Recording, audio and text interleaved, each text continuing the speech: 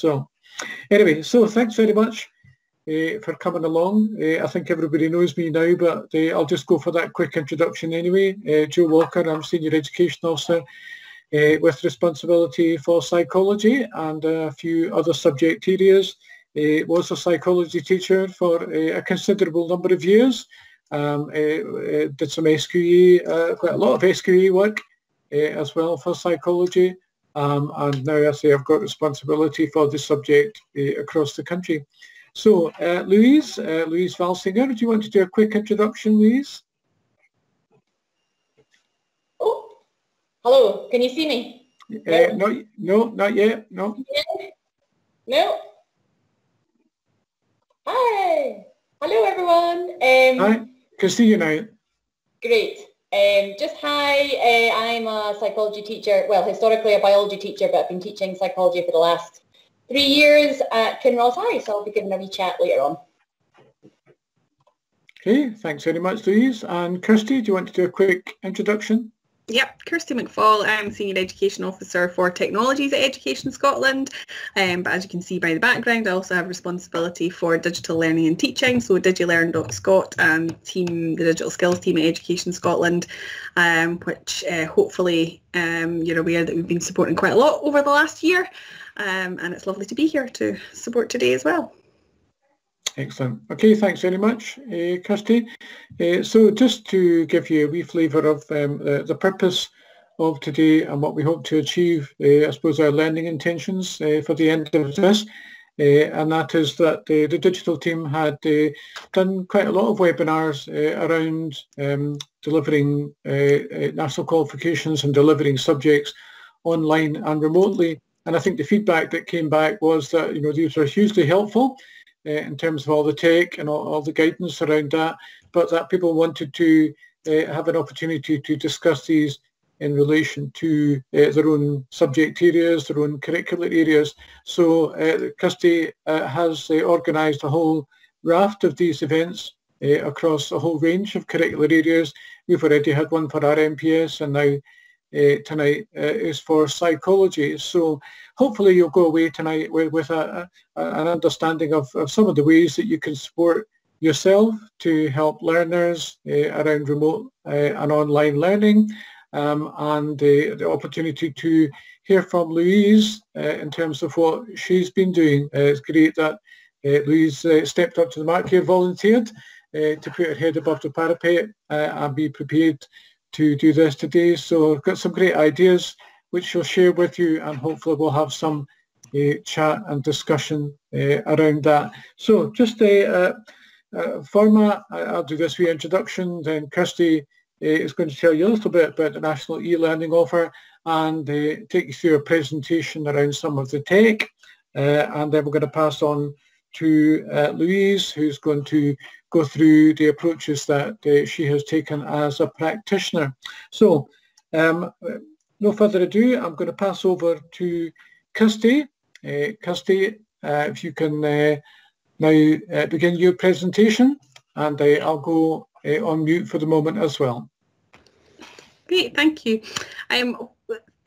As Joe said, thanks for joining us today, and what I'm going to take you through just now is first of all the National E-Learning Offer, just so that you're aware of what the different parts of that offer and what opportunities there are there for you, but then also take you through, I'm actually going to show you the video from the RAMPS webinar of Brian doing the session. I was going to run through it myself, and I thought actually we'll share, make sure you get the experience of Brian as well. So we'll run that as a live video. I'll stream that through for you in a second.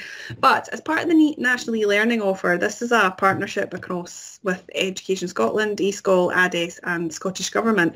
And there's 3 parts to that partnership. There's the live lessons that are predominantly delivered by eSchool, as you'll probably know.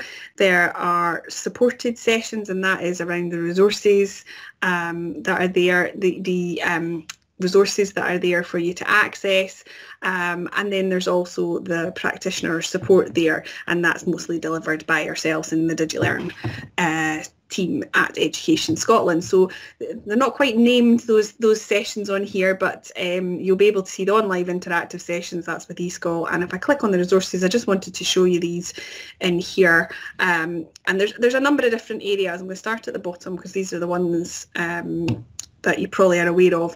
There's curriculum support in the format of Wakelets, which are hosted on digilearn.scot. And they've been there since the 23rd of March last year, so 1 full year that those Wakelets have been there, and they're links to resources which you might know about, but also just reminding you or sharing with you some new resources, and the different subject areas and the SEOs and the teams in those areas have been updating those, so they're still relevant and still worth looking at if you've not had a look at them lately. There's then Scotland Learns, which is the newsletter and support that has gone out pretty much since about I think around about April, May last year time, and that focuses on numeracy, literacy and health and wellbeing resources for BGE, but again it might be worth having a look if you've not had a chance to have a look in there as well.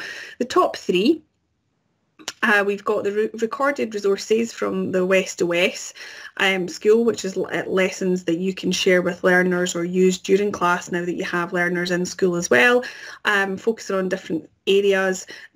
You'll know if you have that, you access that via Glow, you'll have that West OS tile. If you search for it, it'll probably be on your local authority landing page if you have it already. And if you don't know, you can click on that little link there that says a list of local authorities and it'll tell you who's signed up. But the quickest way is probably logging on to Glow and seeing if you have that tile there. The second part is around some specific resources that have been set up.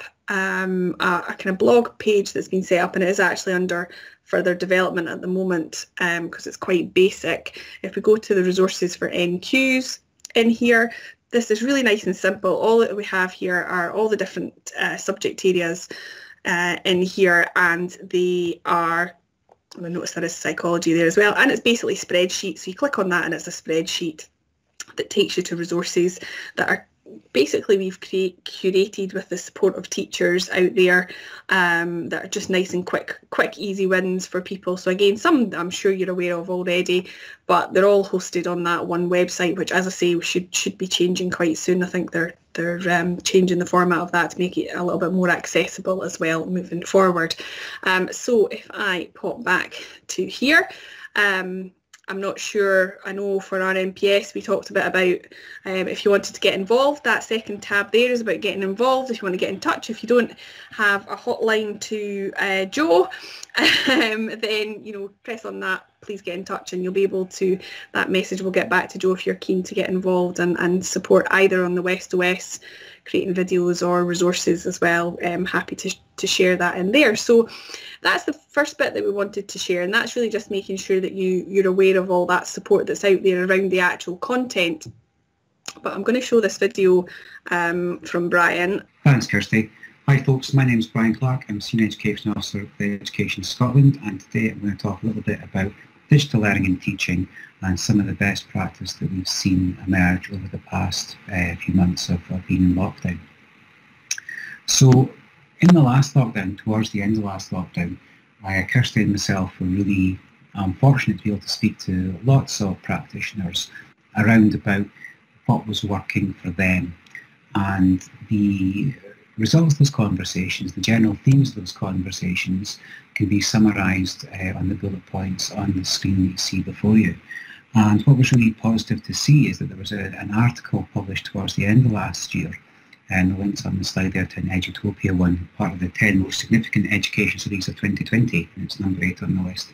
And a lot of the themes that we've seen are actually brought up in that particular paper. So the themes about, it's actually good learning and teaching, about providing clear explanations and scaffolding, incorporating interaction and feedback, and using games and simulations if you can, and having material and technological support to help pupils should they be having difficulty with any technical aspects, or indeed with the content of the material you're trying to deliver. So those were the themes that were being brought up as in kind of good practice, and today hopefully we'll be able to cover how that might look in our NPS classroom. Before we do move on to that though, not so long ago I also saw this diagram, which is associated to a blog post by a person on Twitter with the handle Teacher Head. And he wrote a blog post. It takes about 5 minutes to read, and it's a really well written blog post. It might be worth having a look at, around about what does learning and teaching online look like, how you plan for that, how do you know how well your students have engaged with the material, what to do next, evaluate, provide feedback, and then plan again. And that little diagram I thought was a really concise, good example of planning for delivering content online. And the associated blog post, again, is worth having a look at too. So I thought I want to flag that up.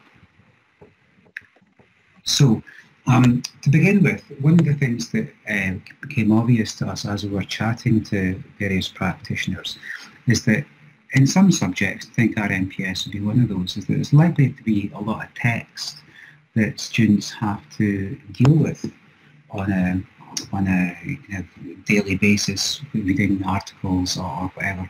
And because it's likely that most of that is happening from some form of screen, then actually acknowledging how we can best support students to read from a screen is something that we thought we could help support. So in the first instance, there are a set of tools that your pupils may be able to use on their own devices to help remove the clutter from any pages on the web that they might be looking at. So for example, tools like Immersive Reader that's built into Office 365 or Text Help if you're a G Suite user would be worth having a look at. And there's also reader modes that are built into a lot of the main popular web browsers. So web browsers like Chrome or like Safari or Edge have got tools built into those browsers that strip away all adverts and unassociated images from any web pages and allow the user to see a clean version of that text. So it might be worth sharing this video, which is available on the Did You Learn Scott YouTube channel, with your learners to say, well, you know, if I'm directing you towards a website like a BBC News article or whatever, then you can use the browser to strip away excess content to leave that clutter-free reading pane for your students to watch. So that video is on our YouTube channel and shows how to do that in three more popular browsers, so Chrome, iOS browsers, and Microsoft Edge. The other thing that was interesting to look at was if you consider how you might read from a screen, whether it be on a smartphone or on a tablet or even on a desktop class browser, quite often you might kind of hold your phone or hold your tablet and you'll keep your fingers on the screen and you'll be scrolling and reading at the same time. And when you do that, you're obviously moving the text around, which does make it more challenging to actually engage or read those texts. So one of the kind of biggest tips we could say to pupils is that when you are reading from the screen, take your fingers off the mouse, take your hands off the screen, position the text where you want it to go, and read what's on there and then move. So little strategies like that might help your learners engage with the text a little bit more. The other thing that was brought up by our English colleagues in Education Scotland is that there are reading strategies that are available to share with learners in your local authority, or your schools may have reading strategies in your English department or at local authority level that might be worth again sharing with your pupils. So when they are engaging with the text, you can maybe give them some prompts to consider how they might reflect or think about the text that they are reading. So that's just an example of some reading strategies that you may want to consider sharing. And finally, to kind of bring both those kind of contexts together, this video here that's available on YouTube, which will share the link as well, it's about 6 minutes long, and this gentleman talks about kind of how you might read strategically from the screen, and talks about strategies such as slow scrolling and scanning, making notes and summaries, and how you might visualize content as you read that text on the screen. So one of the first things that we'd be suggesting for subjects that do have a lot of text reading to do, that making sure that pupils understand there are tools available for them to declutter the screen, to give them strategies to how to effectively engage with that text, and then how that might pull both those things together to actually create an engaging experience for those pupils.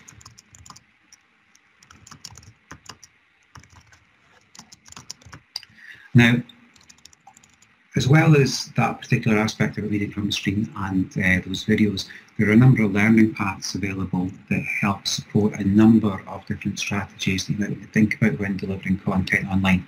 And they're all available on the digilearn.scot website. So if you go to the DigiLearn.scot site, digilearn.scot, and click on Learning Paths, you'll see one of the first one that's there says Learning Online, and there's a number of bullet point lists which take you off to different articles that look at things like creating diagnostic questions, how you might create an effective video, active digital learning activities you might want to have a look at, what geocoding is, flipped learning, and those things are being added to all the time. So it's worth having a look at that particular section to look for particular strategies or ideas of how you might kind of develop your remote learning approaches or indeed blended learning approaches.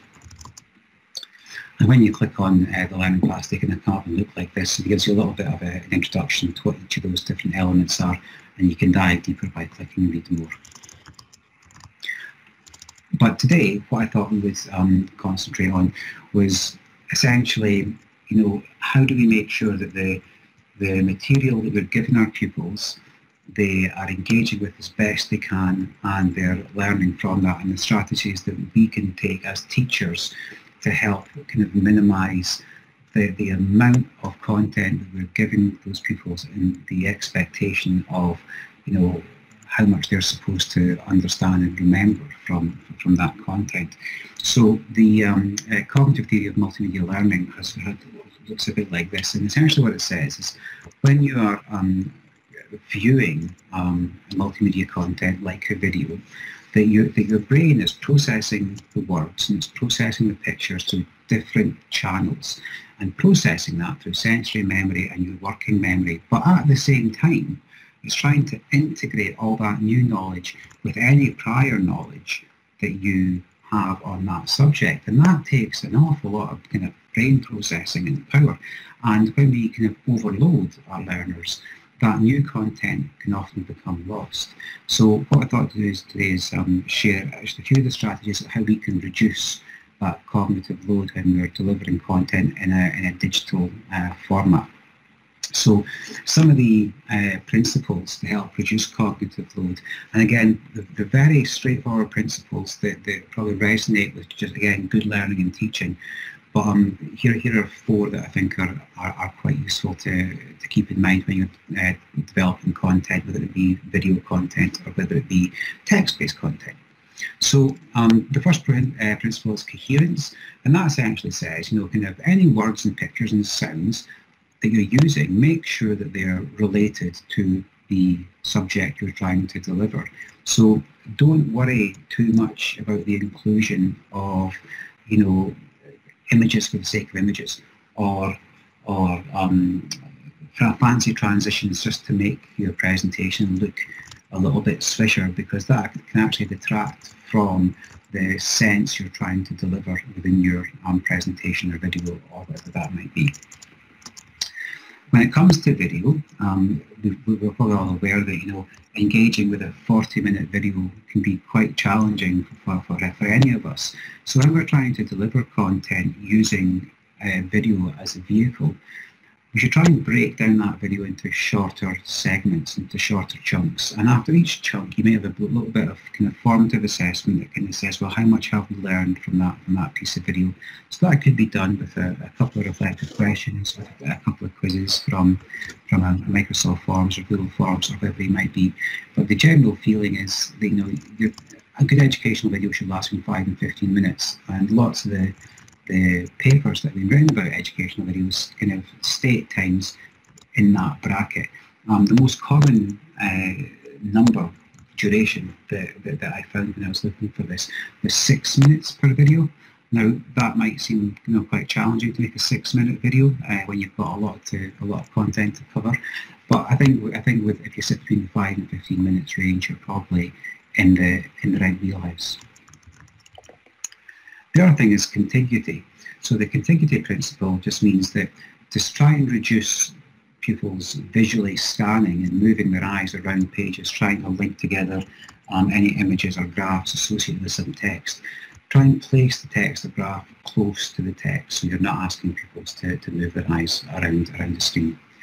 And finally, the signalling principle, which I'm sure we've all aware of, we didn't know what was called the signalling principle, but was to use arrows or numbers or labels or something to signify on screen or on paper where we want to draw our students' attention to. So that could be kind of like I've done here, I've got a little blue arrow pointing to signalling principle, there's some arrow bullets kind of pointing to numbers, arrows, labels, those types of things. I think being don't overly use them. You might want to think about regarding the presentation, having at this point some transitions or animations that draw attention to a particular piece of content that appears. So that's when I would say that kind of fits under that signalling principle. But again, not to overdo any of those things. And I think if you're able to, when you're creating content for pupils to consume in an online environment, whether it be a video or whether it be on paper, if you can bear those things in mind and consider we're trying to make sure that our pupils aren't overloaded, then these could probably help with that. Now, the DigiLearn Scott YouTube channel has a number of playlists and videos all to do with delivering content online. So for example, you'll see that top row there, it's got things like adding templates to assignments or using rubrics or using quizzes. All of those videos show you how to use different aspects of digital technology and within the context of, whether it be assessment or assignments, or using file uploads, or indeed using the reader modes in various browsers. That's there for you to kind of have a look at to say, well, okay, I'd like to know a little bit more about dual coding, or I'd like to be able to add a rubric to do better feedback or marking within my assignments. And those videos are all sitting there, and they all sit between kind of 5 and 10 minutes too. So hopefully they're kind of small enough for you to watch and not get cognitively overloaded, but also be able to take from that some things you can apply relatively quickly in your virtual learning environment. The other thing I wanted to bring up is that I know that in terms of senior phase, we'll all be thinking about quality assurance and learner evidence, and the DigiLearn Scott website has a blog post around about digital quality assurance of national qualifications, and it's about how you can potentially use Microsoft OneNote and Microsoft Teams to use that technology within a team to share and quality assure learner evidence. So that blog post is available to look at. It's got some videos about how you might set up your team, and it's got some videos about how you might contribute to the notebook with some learner evidence. It's also got a downloadable PDF, which looks like it's on the right there, that has just short descriptions of what each stage might look like and links off to various videos.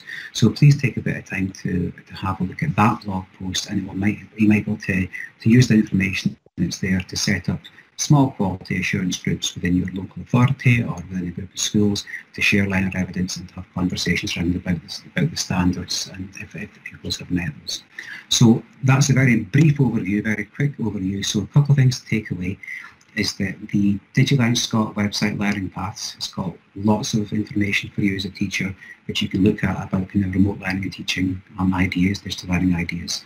There is the YouTube channel that has got instructional videos on various aspects of digital learning and teaching, and some of which you might want to share with your pupils or other members of the department. And finally, there's that blog post around about quality assuring content using Microsoft Teams and OneNote that you may want to again share with your colleagues or have a look at yourself. So at that point, I'm going to hand back to Kirsty. So hopefully that is, we'll share all the links to all of those things that Brian mentioned in that video. And I know Joe's already got those, and I'll send them out to everybody else, and we'll make sure they're posted elsewhere as well, so that if we need any of those links, we'll be able to do that. But hopefully that's a quick overview of what's there for you and maybe some things to think about as well. Great. Okay, thanks very much for that, Kirsty. I'm going to pass over to Louise now, And Louise, I'm going to try to share your PowerPoint, and you're going to hopefully talk through that for everyone. Right, so I teach at Kinross High. Like I said before, whatchamacallit, this is my third year teaching, so I will nowhere near be as knowledgeable as all you people watching this video. Historically, I'm a biology teacher, so this is where my take on psychology comes from. So I'm just going to run through kind of how I approach remote learning. I'm a creature of habit, and I liked getting into a sort of routine of how I was approaching it, and I think that's the science brain in me that helped with that. And one of the things that I would say is that it doesn't need to be all glitzy. One of the things I found quite stressful in the first lockdown is that there were lots of teachers using, I mean, you will all be aware of the gazillion educational apps and stuff there are. And every time we would have any sort of whole school meeting, there would be someone telling us some glitzy new piece of technology they were using, which was great, but it was quite overwhelming at the start. So actually, for me, it was about finding the applications and the technology that worked for me, and then sticking with it until you had a really good handle of it and the kids got used to it, and it's basically whatever worked for you. And my lessons were certainly not exactly glitzy all the time, but they followed the same format, which I think is the scientist in me that likes that. And they really appreciated it. They liked that they knew whenever they had their psychology lesson, they always knew what was coming. They knew what to expect. They knew that there would be a certain number of tasks in every lesson. So I think in a time of unknowns, that was quite comforting for them. So a typical lesson, we use Google Classroom at my school. I know different schools use different things. Some will use Teams, but similar. So I'm sure that they're all pretty similar.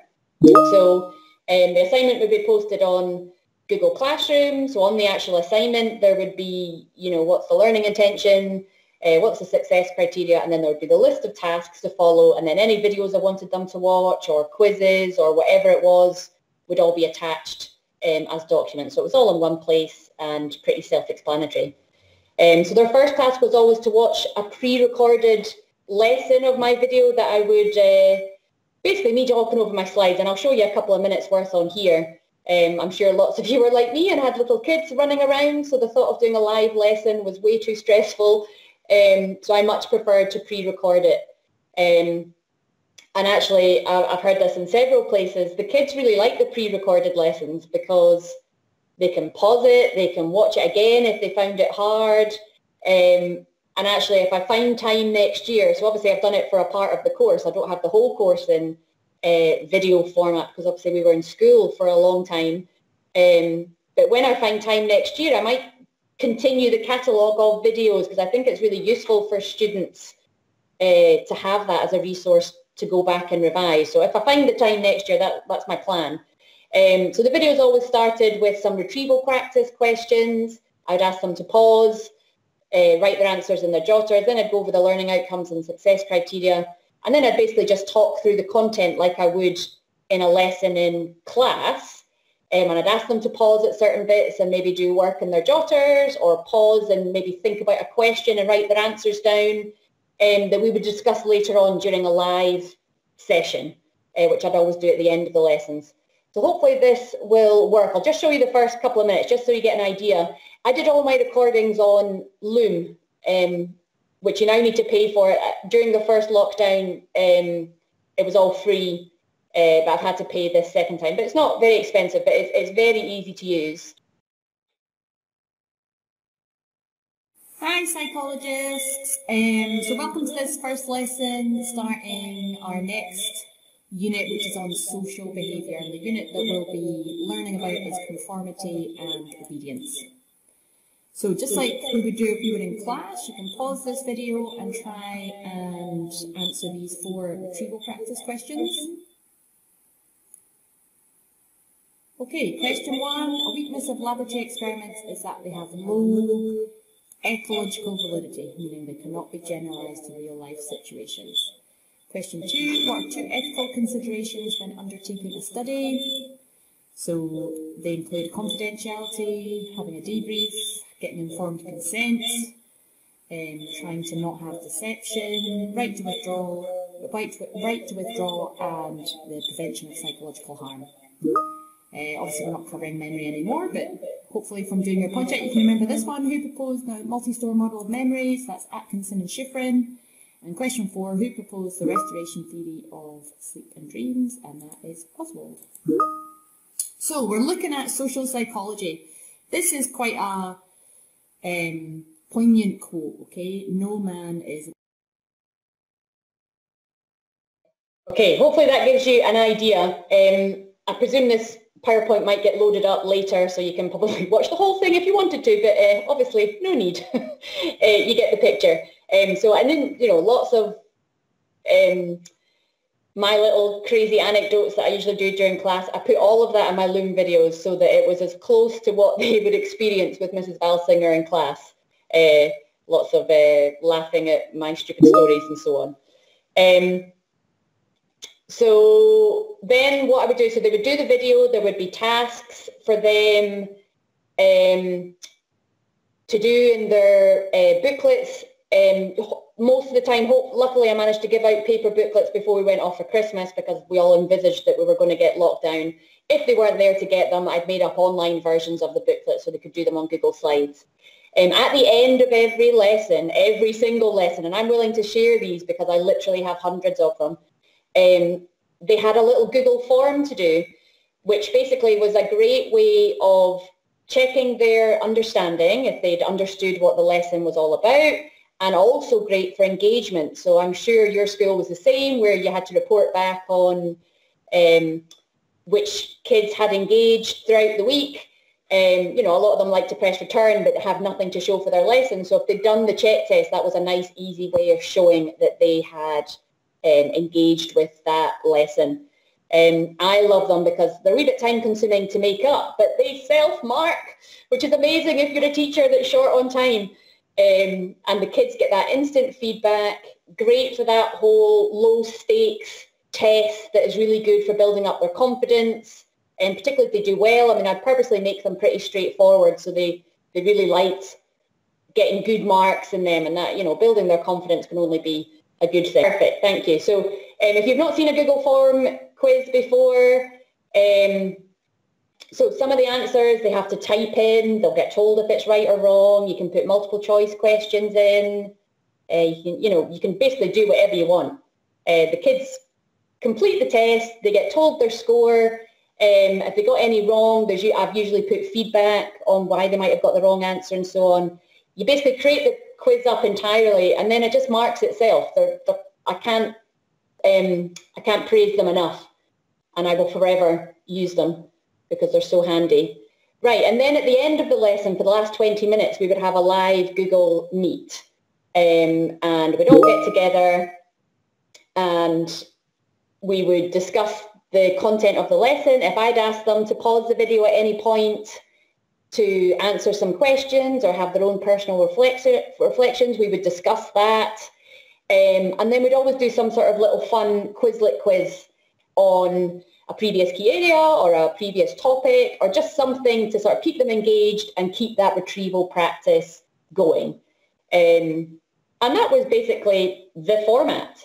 So I did a bit of a review with the kids to see how they found it,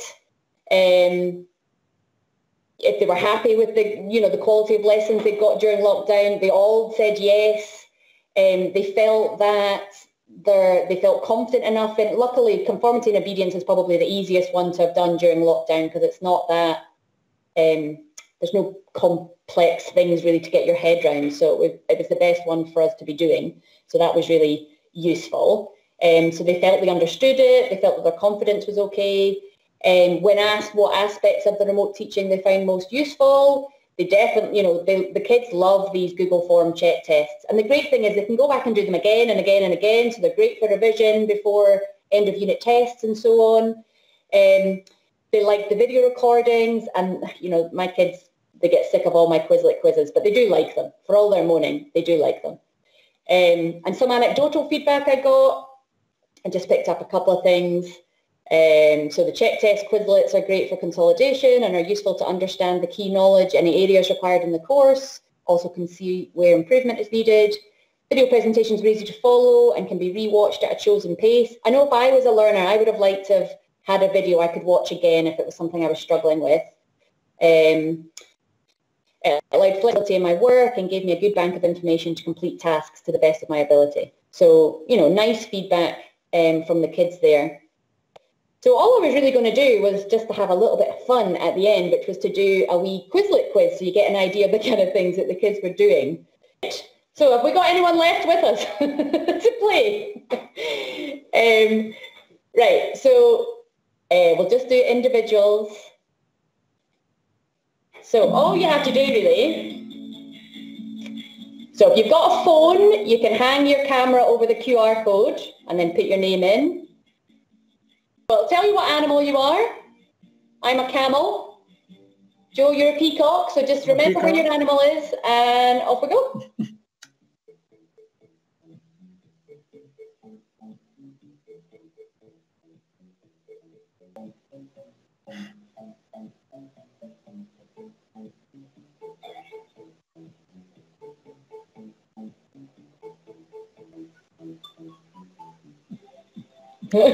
Okay, so it's only fair that I should win, seeing as I wrote it. Cool. So that was really, let me just switch that off. That was really my presentation.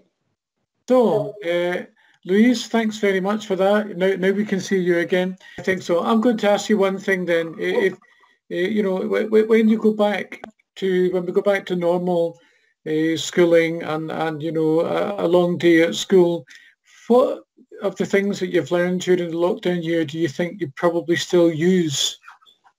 Oh, Google Forms they're worth their weight in gold. They're brilliant. And what I tend to do is I give them one at the end of every lesson, and then you know you separate your units into key areas or whatever, like sections, and then I amalgamate them all into one massive quiz. That's like a revision that we do at the end of that topic. It's freely available for them on Google Classroom as revision resources and so on. Like, I mean, the Google Forms are just brilliant. And like I said in that video, I think the actual making of the videos of the lessons, the fact that we've learned how to do that during lockdown, it'll be a different experience now if someone's off sick for a long time. You know, I would actually record my videos and send them on to them rather than just read through this PowerPoint slide and try and fill in your notes, you know, because it gives you that context. And actually, like I said, if I've got the time, I might just try and record a couple of videos a week and add it to like my library of resources, because I think if someone had a full set of lesson videos for the course, it'd be great for their revision. They'd be sorted for an exam. If they didn't quite get something, they could almost like relive the lesson.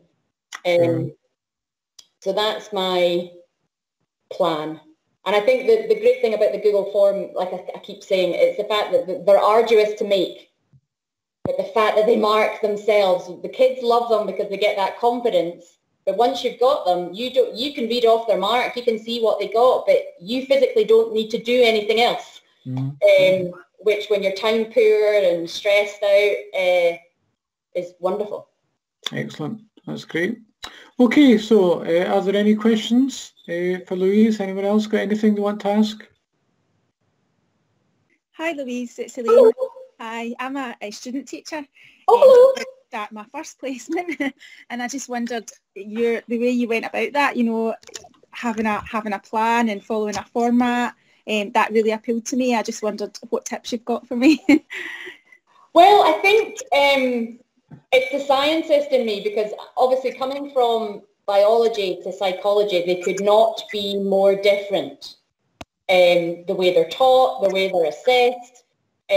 So I try to put a logical science stamp on the way I teach psychology, particularly when it comes to like analyze essays and so on. I've got my own wee way that I've almost got a tick list for them, just to put some objectivity into it, if that makes sense. And it really helps me teach it, and it helps them get their head around it. And one of the things I found in the second lockdown versus the first one So I think we all got a bit paranoid and we all got a bit stressed. Oh, everyone's doing so much whizzier lessons than me. I need to figure out how to use carousel and, you know, all these different things that people were using. Whereas this second time, I'm like, no, I'm just going to stick with what works, what my kids like. I'm going to do the same as what I did. So I did the pre-recorded, the Google Forms, the Quizlets and stuff. And the kids really like it and they were doing well with it. So I was like, do you know what? Nope. I'm just going to do what I'm comfortable with. I've been very lucky with my psychology class this year, which is why I've been so gutted to have lost so much time with them, because they're so fabulous. They're so chatty, they're so engaged, and so they're just lovely. So they would all come on. To be fair, they all switched their cameras on at the start, and then towards the end they didn't, which was it was like talking to a screen of initials. But they would still all come off mute and chat and stuff. So for example, we did a lesson on the Stanford Prison Project, and I got them to watch The Quiet Rage about that, and we chatted for about 20 minutes just on what they thought, how they couldn't believe how unethical it was, and no, they were really good. But certainly the engagement for some of my other levels, not so good. But I think because the way I did it, where it wasn't a live lesson, even though they weren't necessarily coming on for the Google Meet, they were all doing the work. So I suppose in terms of engagement of doing the work, it was very good. It just wasn't always that they would come and feel comfortable coming on the Google Meet. But I was okay with that. As long as they did the work, it was fine. That's one of the things that we've been trying to stress as well, Elaine, isn't it?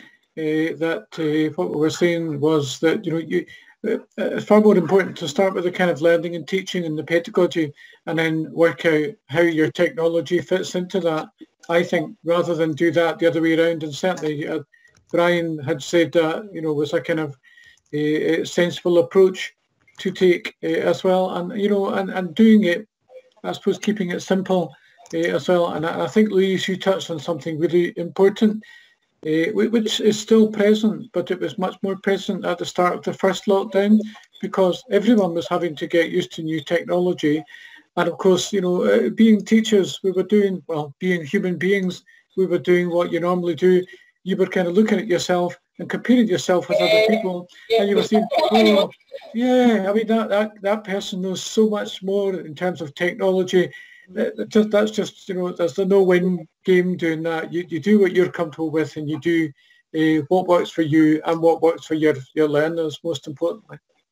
Okay, if there's nothing further, I'm just going to finish up here by thanking George for being in the background there and doing our recording. Thanks very much to Kirsty for your update and for sharing Brian's presentation with us.